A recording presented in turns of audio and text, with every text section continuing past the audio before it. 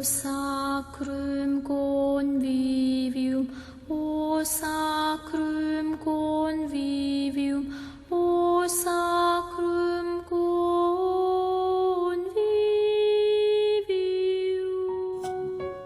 En el capítulo 6 del Evangelio según San Juan, después de la narración de la multiplicación de los panes, se dice que Jesús y sus discípulos se dirigieron a la otra orilla, a Cafarnaúm. Y cuando llegaron ya la multitud estaba esperando a Jesús. Entonces Jesús tiene unas palabras que podrían parecer duras. Les aseguro que ustedes no me buscan por los signos, sino porque comieron pan hasta saciarse. Por un lado reconoce que lo buscan, y esto en el lenguaje bíblico es muy positivo, ¿no? Buscar a Dios, seguir a Jesús, ir tras los pasos, dejar lo habitual, el confort, lo acostumbrado, y arriesgarse a ir hasta la otra orilla para encontrarse con el Señor. Pero me buscan no por los signos, que son los que suscitan la fe.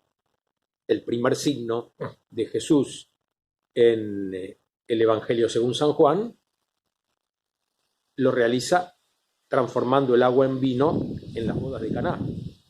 Y dice, a partir de ahí sus discípulos creyeron en él. O sea, los signos en Juan no tienen por objetivo lograr la admiración del lector, sino el seguimiento, la fe, creer verdaderamente en Jesús.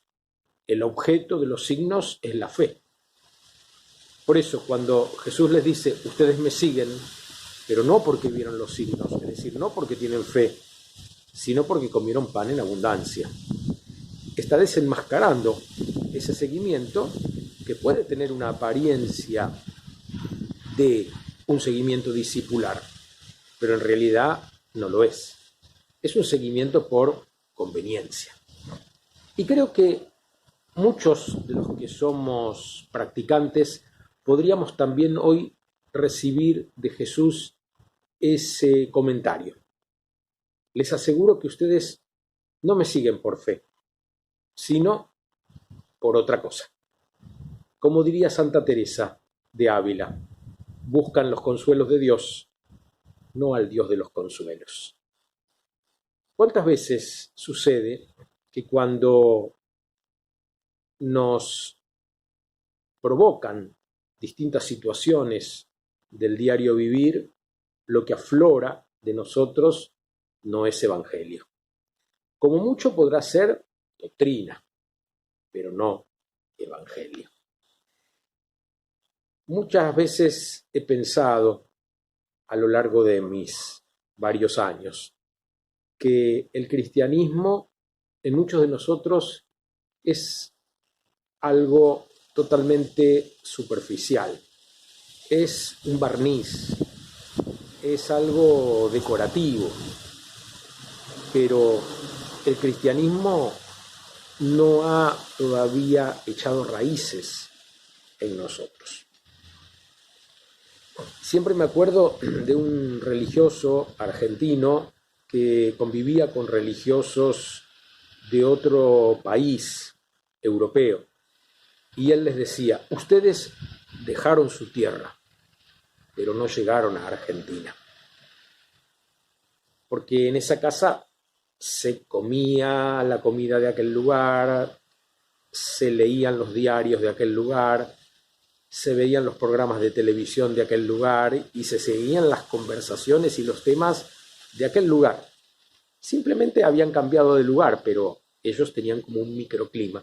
Y a veces también nos pasa a nosotros así con el Evangelio. Decimos que somos seguidores de Jesús, decimos que somos cristianos, pero en el fondo nuestra mentalidad no es la de Jesús. No hemos aprendido que el que quiere ser el mayor tiene que hacerse el último y el servidor de todos. No hemos aprendido que en nuestras comunidades no debe haber padres, es decir, no debe haber autoridades que se impongan. En nuestra comunidad debe haber hermanos.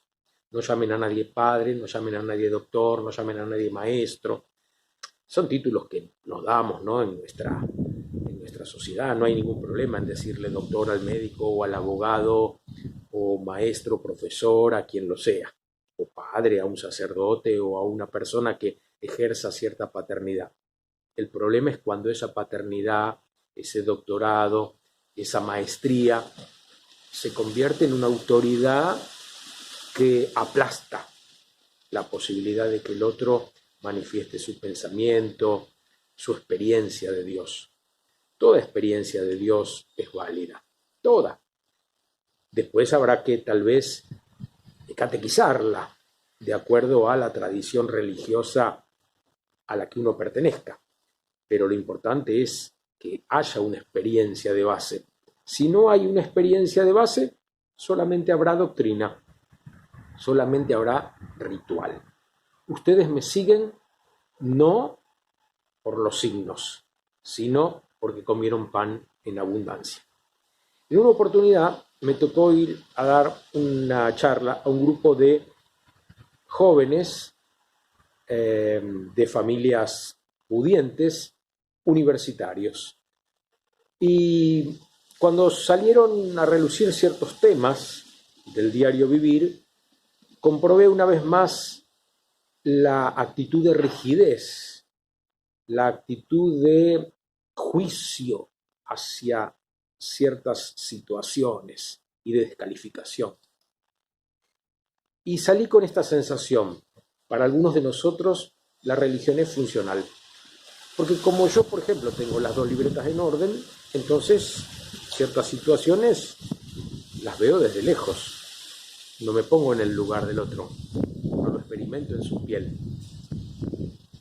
Tal vez a muchos les ha pasado que han tenido que pegarse ciertos golpes, han tenido que tener algunas caídas fuertes, como para poder decir como Job, te conocía de oídas, ahora mis ojos te han visto, porque he experimentado en carne propia lo que es la exclusión. A veces hemos elaborado un sistema moral y un sistema de pensamiento tan alambricado que si uno resbala un poquito no le queda más que caerse del todo. Y es una pena, porque no todos pueden todo y no todos pueden siempre. Y el Señor sí siempre está, porque en todo proceso Dios siempre está. Podrá fallarnos la compañía de un amigo, podrán fallarnos, y esto sucede habitualmente, las instituciones civiles o religiosas, pero Dios nunca nos falla, Dios siempre está. Y cuando Jesús a esta gente le dice, ustedes me buscan, pero no por los signos, sino porque comieron pan en abundancia, al desnudar esta falsa motivación de seguimiento, en el fondo, ¿qué busca? Su metanoia, su conversión, para que lo busquen con sincero corazón. Ojalá escuchemos hoy la voz del Señor y nos dejemos convertir. Ojalá dejemos de buscar los consuelos de Dios y busquemos al Dios de los consuelos. Ojalá dejemos de acudir a Dios para presentarle nuestros problemas y en lugar de eso, a nuestros problemas les hablemos de que tenemos un Dios que nunca nos abandona. Aunque nosotros le diéramos la espalda, Él no nos la daría. ¿Puede un padre o una madre abandonar al hijo de sus entrañas? Aunque un padre y una madre lo abandonen, yo no los abandonaré, nos dice el Señor en la Escritura.